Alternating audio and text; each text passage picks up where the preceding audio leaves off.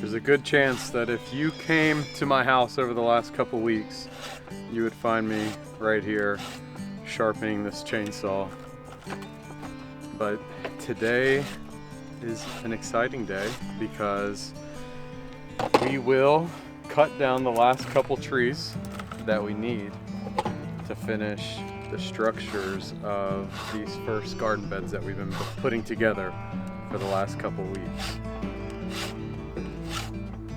We just cut this one down and dragged it up here, and we're getting our stakes placed. This is the top of the tree, and we just sharpen it.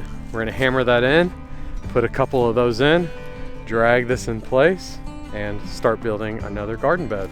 So my plan right now is to put in 5 more garden beds that are about this size. They're about 20 foot by 5 foot. So we're gonna put in 5 more of those, coming down the hill, digging out swells in front of each one. Yeah, so that's what we're working on today. We won't get it all done today, but we're chopping trees and we're getting them up here, and we'll see how much we can get done today. With every single cut that I make on our property here, I'm focused on saving the absolutely beautiful, amazing American persimmon tree. So it turns out our property is full of persimmon trees and I didn't even know it. Literally every day for the past couple weeks, as I head back home, I run inside and I tell my family about all the new persimmon trees that I found that day. And the way I'm deciding what pine trees to cut down is I'm literally finding these persimmon trees, like this one right here, and like this one right here.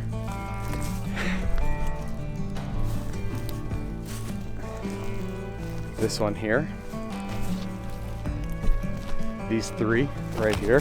So every day I'm literally finding new persimmon trees. There's so many of them. And so I'm cutting down the trees that are completely shading them out. Our property has an abundant amount of these pine trees and sweet gum trees.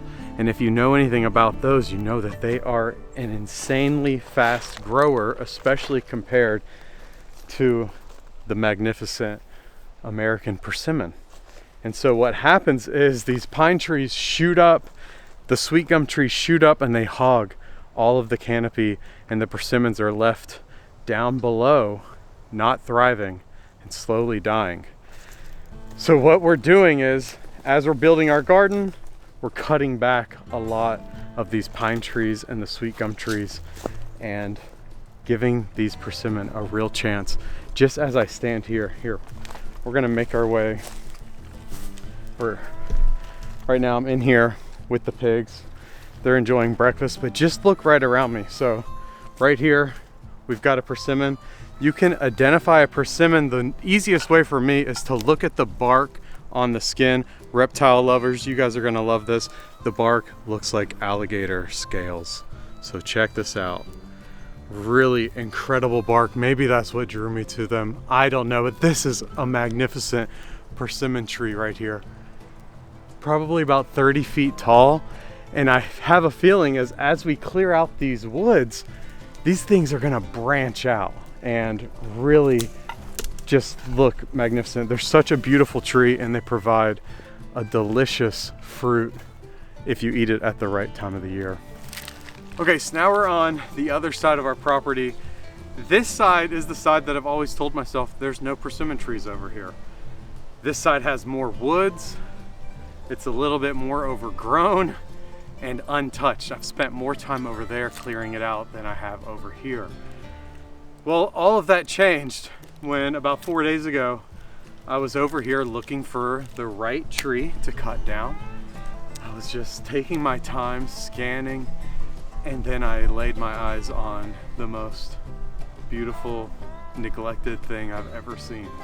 Let's go over here and check her out. Okay, so I'm currently sitting on a stump that was shading out possibly the mother persimmon of them all on this whole property. She's only, I don't know, 20 foot tall. She's been severely neglected. And let me show you the ground right here, right around her. We have a pine tree here, a pine tree here, a pine tree here, pine trees over there, and still more that need cut down. A cedar tree right here that was just like a Christmas tree. Another cedar tree, more pines. She was completely surrounded. She was rubbing on the pine trees. She barely has any branches. She's got lots of damage. Check her out. This is her. I believe this might be the oldest persimmon. I'm hoping that from clearing this area out, obviously we're gonna do some more clearing here, that we can see her just branch out this summer. I can't wait to see what happens with her. As we work our way through, who knows, maybe we'll find more persimmons in all of this. Let me show you one more thing. So obviously the main trunks of the trees we're using for the garden, the smaller pieces will not be wasted. We do have a bunch of them piled up right here. This probably resembles a burn pile, but I'm actually thinking not gonna be burning that. I'm gonna be pulling from it slowly, especially as it breaks down. But one thing I'm doing is I'm creating these dams. I don't know how much the camera picks this ravine up, but when we have a really hard rain, the water will find its way down here and flow through this part of the property. So my idea is use these excess branches to build these little dams like this one. I have another smaller one down there. I've built about 5 or 6 on the other side of the property, and that will catch debris, slow the water down, and over time I'll just build this whole area up to where, and then eventually start putting soil and mulch on top, and all of this whole area right here is surrounded by persimmon. So it'll just feed them and give them what they need to bounce back and reach their full potential. These trees can be quite huge. Like this one has some really nice size on it. It's about 30 feet tall and stunning. You guys, wait till you see these trees in the spring.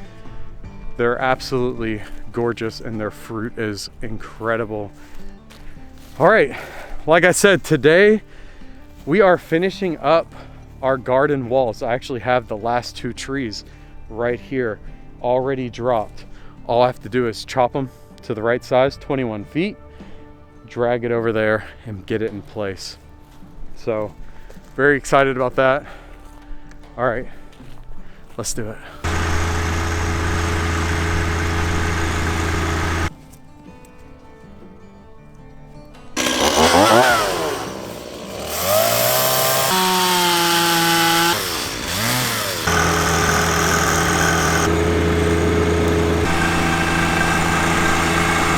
All right, so yesterday we got some work done on building the barrier for the gardens, and today I decided I'm gonna go ahead and move the chickens in so they can start disturbing the ground, getting rid of the grass, and giving us a nice blank slate when we come in and start planting. So yeah, we're setting up the Premier One fence. I got some scraps. I'm gonna use it to lure the chickens. Here, chick, chick, chick, chick.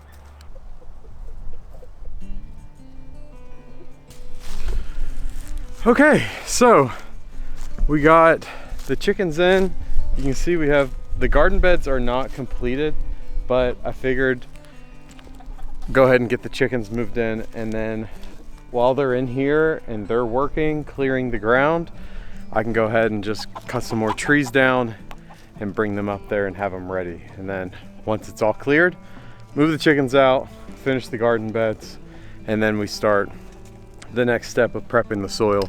I want to show you guys, this is where the chickens were 2 times ago, and when they left I threw down some clover seeds, just several different things, but check this out. Pig food. Just throwing seeds down on the ground and growing it out. So this is just covered in clover, which is going to provide some really good food for my tortoises this spring. So I'm excited about that. But for now, we'll take this. Let's go and see if the pigs enjoy it or not.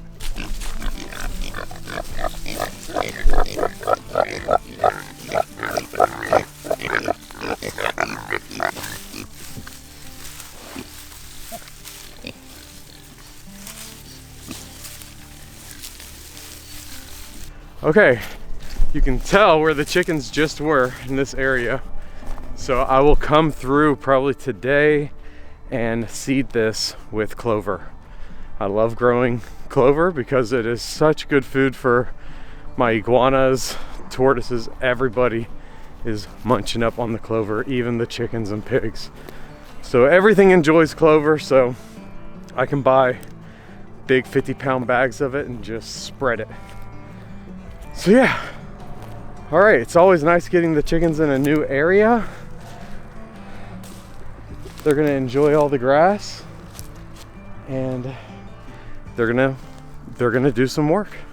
They work here, so they're gonna be clearing that out, eating all the grass, which will make their eggs even better. So, okay, we're working on it. So it's a lot of work cutting these massive, I mean, they're not massive trees, but for me, they're massive, getting them up here and cutting them down and everything. It's some work, but I plan on, we've got kind of 2 of the beginning structures here. I plan on doing 3 more. So we'll have 5 total from this garden expansion. So yeah, that'll bring us to 8 garden beds down here.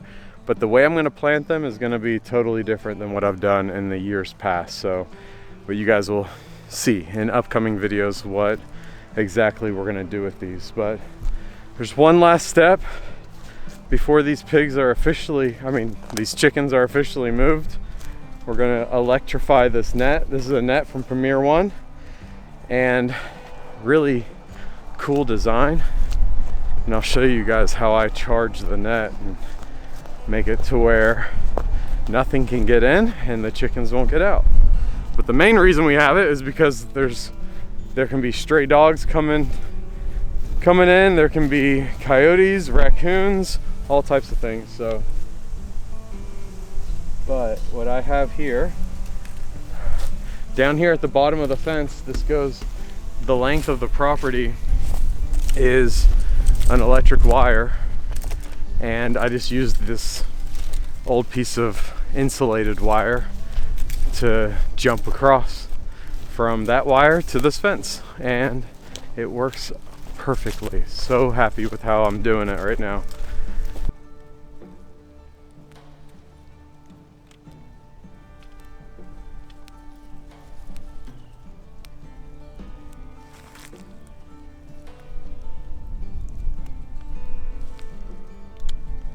All right, we're energized.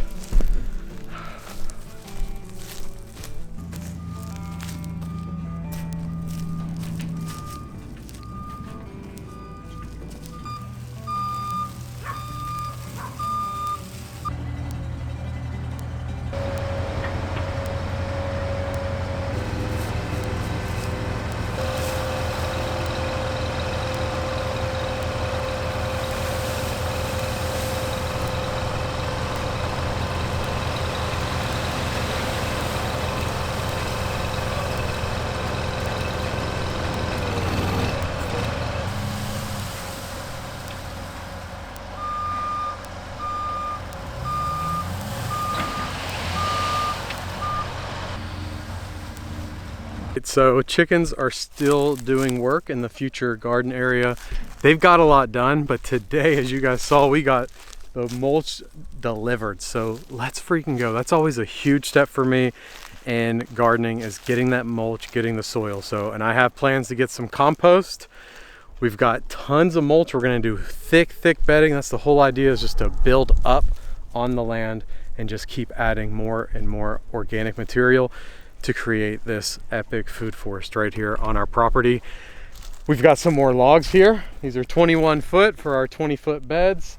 So we're rocking and we're rolling. So yeah, we're gonna get this mulch placed in here. I haven't decided when, if I'm gonna give the chickens a little more time or just put some piles in there and let them spread it out. That could be an idea too. But yeah, so we'll get the mulch in there soon, get the compost, and then the best part is going and selecting our fruit trees and getting everything put into the ground. This is gonna be the most epic spring we've ever had.